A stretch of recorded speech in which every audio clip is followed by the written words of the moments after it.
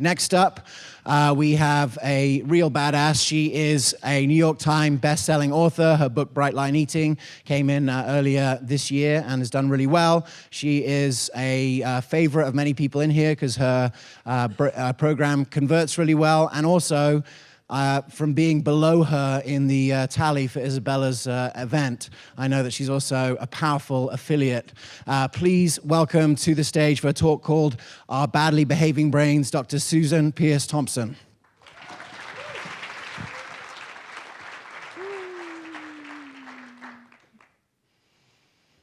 Mm. 2 billion people on planet Earth are now overweight or obese. In America, 108 million people are on a diet. On average, they try 4 or 5 new attempts each year. 1% of them will get down into a right-sized body. Of those successful 1%, over 90% will regain the weight over the next few years. A fraction of 1% of people are successful at the weight loss game, and everybody's trying. A quick think would tell us we are not even in the right ballpark when it comes to weight loss. Not even in the right universe in our thinking.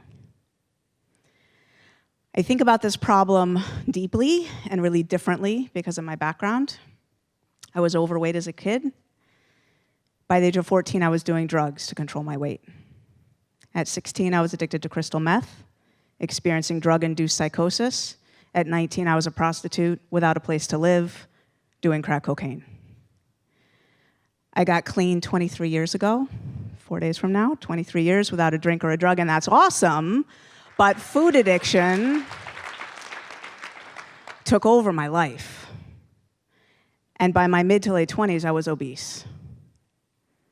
And at the age of 28, I started to treat my food addiction like I treated my drug addiction. And I'm here to tell you a few things about weight loss. First of all, food addiction is real.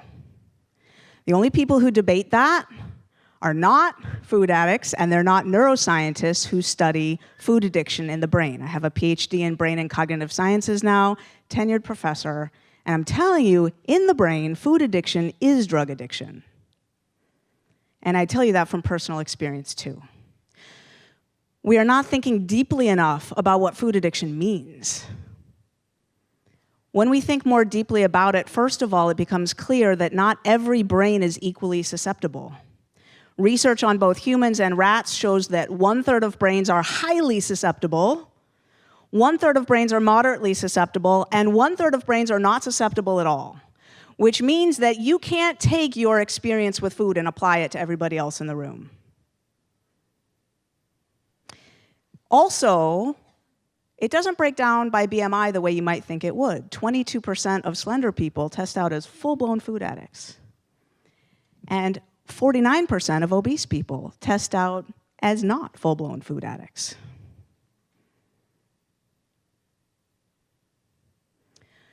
What does it mean to think more deeply about the fact that food addiction is real and that so many of us are moderately or extremely saddled with it? It means that for some of us, bright lines for the addictive foods are going to be the only path to freedom. Bright lines are clear, unambiguous boundaries that you just don't cross. Like a sober alcoholic doesn't drink, even on New Year's Eve. Someone who has quit smoking doesn't smoke a cigarette, even if it's a party on Friday night and everybody's having fun and it looks tempting. Because for an addict, 1 is too many and 1,000 is never enough. Now with the addictive foods, sugar and flour, that means we're going to need to create a world in which on Thanksgiving, when someone says no thank you to the pumpkin pie, the people around them don't say, come on, no one diets on Thanksgiving.